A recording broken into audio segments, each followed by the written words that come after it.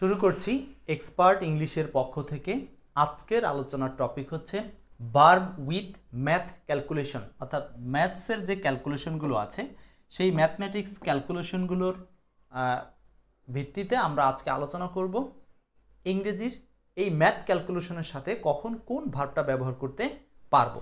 তো চলুন আমরা প্রথমেই চলে যাই আজকের উদাহরণগুলোর মধ্যে। এই এক্সাম্পলগুলো দিয়েই মূলত আমরা একেবারে পুরো রুলসটাকে কভার করতে পারবো। তো এর আগে আমি একটু বলে নিচ্ছি, সেটা হচ্ছে ম্যাথ ক্যালকুলেশনের ক্ষেত্রে, ম্যাথমেটিক্স ক্যালকুলেশনের ক্ষেত্রে আমরা অবশ্যই যেটা করতে পারি সেটা হচ্ছে এই যে যোগ বিয়োগ গুণ ভাগগুলো আছে এইগুলোকে প্রথমত একক চিন্তা করতে হবে। কেন? কারণ হচ্ছে দেখেন, আপনি যখন যোগ করবেন, বিয়োগ করবেন, গুণ করবেন, ভাগ করবেন, তখন এইগুলোকে একটা সিঙ্গেল একটা ওয়ার্ক হিসাবে নেবেন। তো এখানে অনেকেই এইভাবে চিন্তা করতে পারি, যেমন আমরা একটা উদাহরণ দিয়ে জিনিসটাকে যদি কমপ্লিট করি, 2 and 2, সো 2 এবং 2, অনেকে চিন্তা করতে পারে যে ভাই এখানে তো এন্ড আছে, এন্ডের পাশে 2 এবং 2, দুইবার 2 আছে, তাহলে এটা তো প্লুরাল হয়ে গেল। নো, কনসেপ্ট এখানে দেখতে প্লুরাল, কিন্তু কাজ তো একটা। এই 2 and 2 দ্বারা আপনি কি তৈরি করবেন? সো এখানে মেক, মেক্স, মেক ইত্যাদি আছে, এখানে 4 হয়েছে। ওকে, আপনি গাণিতিক ক্যালকুলেশনে এটাকে আমরা যোগ করি আর গুণ করি, কোনো সমস্যা নেই, যেটাই করেন আপনি কিন্তু এখানে কত পাবেন? 4 পাবেন।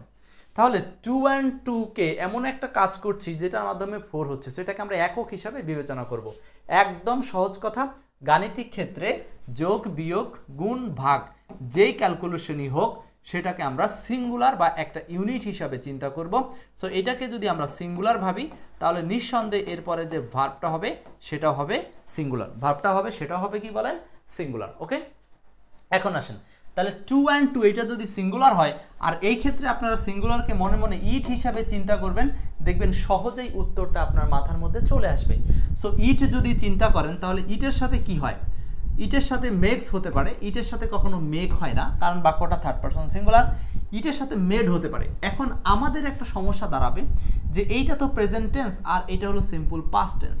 সো আমরা দুইটাই কিন্তু এখানে অপশন হিসাবে সাবজেক্টের সাথে ভার্বের ম্যাচিং আছে, কিন্তু এখন আমাদের সমস্যা দাঁড়াবে যে কোনটা নিব। এই জন্য খেয়াল রাখতে হবে সাবজেক্ট ভার্ব এগ্রিমেন্টে অলওয়েজ আমাদেরকে দেখতে হবে টেন্স, ভয়েস, এই বিষয়গুলোও খেয়াল করতে হবে। সো মনে রাখতে হবে এই যে গাণিতিক ক্যালকুলেশনগুলো, এই গাণিতিক ক্যালকুলেশনগুলো সব চিরন্তন সত্য হয়। চিরন্তন সত্য কি বললাম?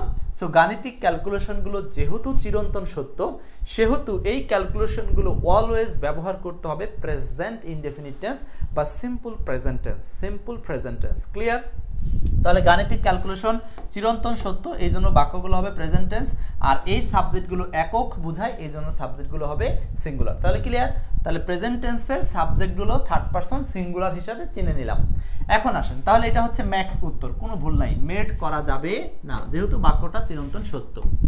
2 নাম্বার, 10 - 6, তার মানে হচ্ছে 10 থেকে যদি আমরা 6 বাদ দিই তাহলে কত থাকে?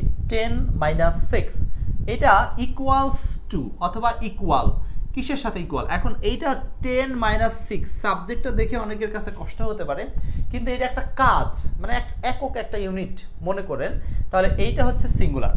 তো এর সাথে আমরা ব্যবহার করব ইকুয়ালস। দ্রুত এখন কিন্তু আপনারা উত্তর করতে পারবেন খুব সহজে। ইজ ইকুয়ালিং নেওয়া যাবে না, এটা কন্টিনিউয়াস টেন্স করার কোনো সুযোগ নাই যে এটা কি করতেছি 10 থেকে যদি 6 বাদ দেই তাহলে 4 হইতেছে, এমনটা না, এটা চিরন্তন সত্য। সো বাক্যটা প্রেজেন্ট টেন্সই হবে, যে 10 থেকে 6 বাদ দিলে কত এর সমান হবে? 4 এর সমান হবে। ক্লিয়ার? 3 নাম্বার কি অ্যান্সার হবে?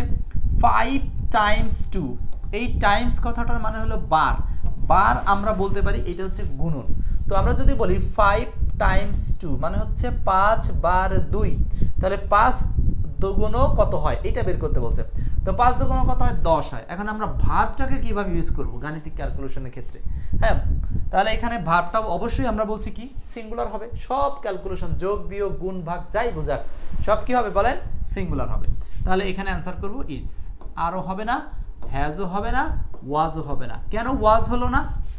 বিকজ ওয়াজ তো পাস্ট টেন্স, এমনটা না যে অতীতকালে 10 হতো বর্তমানে আর 10 হয় না, আসলে কি তাই না? 10 তো আপনি যে কোনো সময় করবেন তখনই হবে। ক্লিয়ার?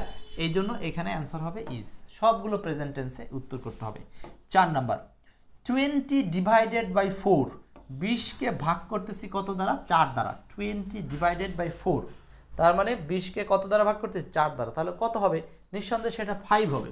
এখন এই যে একক কাজ, সো বলেন আবারও সেম স্টাইলে আর, ওয়াজ, হ্যাজ, ইজ, কি হবে উত্তর?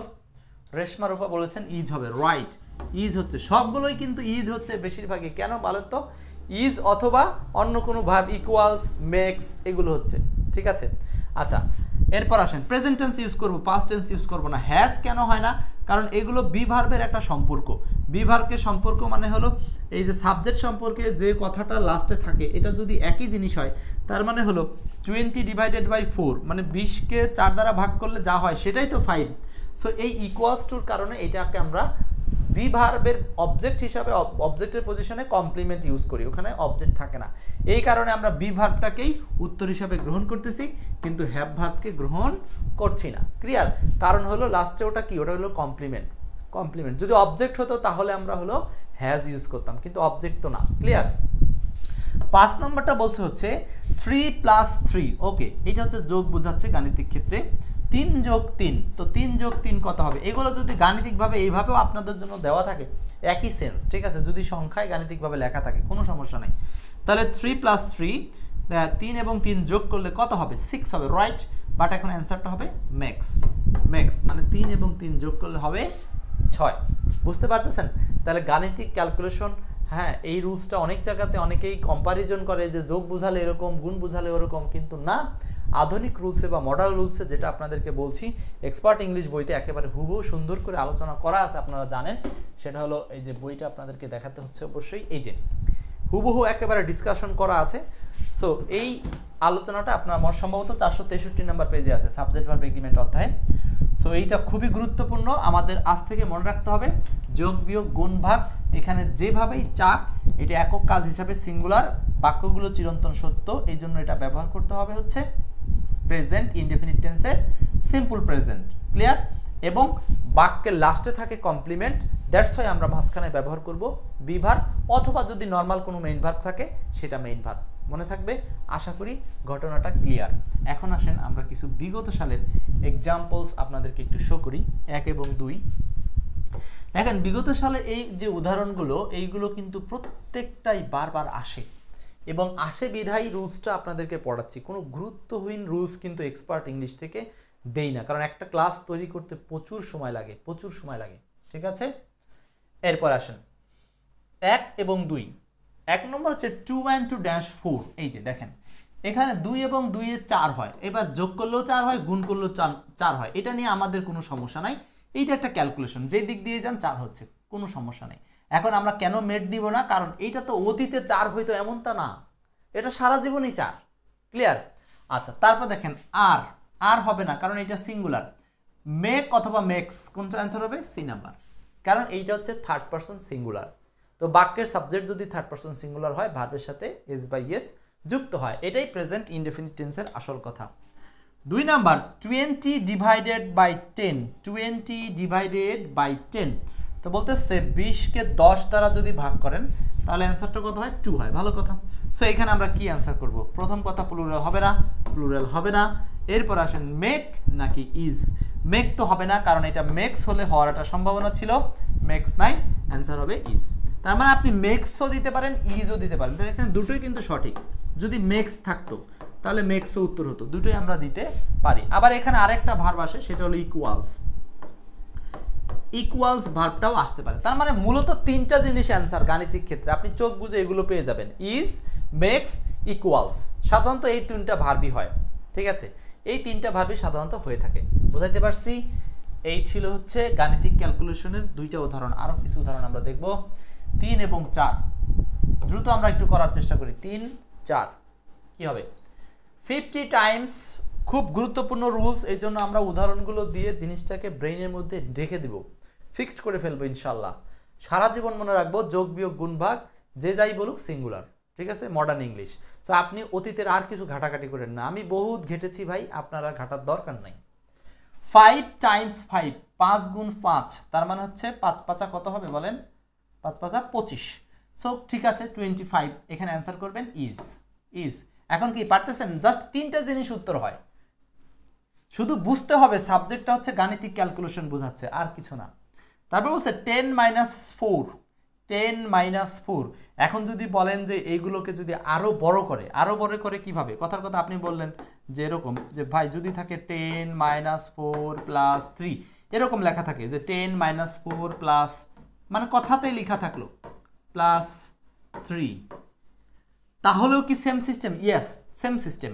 10 - 4 মানে 6 + 3, মানে এখানে তখন হয়তো 9, কোনো সমস্যা নাই, একই কথা। তো দুইটা সংখ্যা দিয়ে ক্যালকুলেশন হোক বা তিনটা দিয়ে ক্যালকুলেশন হোক, কোনো কথা নাই, বিষয়টা হবে সিঙ্গুলার। ওকে, তাহলে এখানে অ্যান্সারটা হচ্ছে ইকুয়ালস, মনে থাকবে।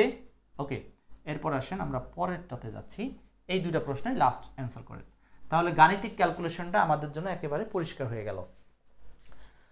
বলছে 30 / 5, খুব ভালো কথা, ইজ আছে, অ্যান্সার করে ফেলেন। হ্যাঁ, 3 + 3 কোনো সমস্যা নাই, মেক্স আছে, উত্তর করে ফেলেন।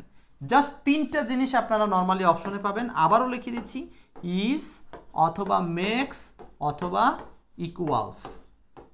এই লাস্টে এসটা কিন্তু জরুরি, মেক্স ইকুয়ালস। হ্যাঁ, এখানে কিন্তু এস লাগবে, কারণ থার্ড পারসন সিঙ্গুলার। ব্যাস, আর কিচ্ছু না, হয়ে গেল।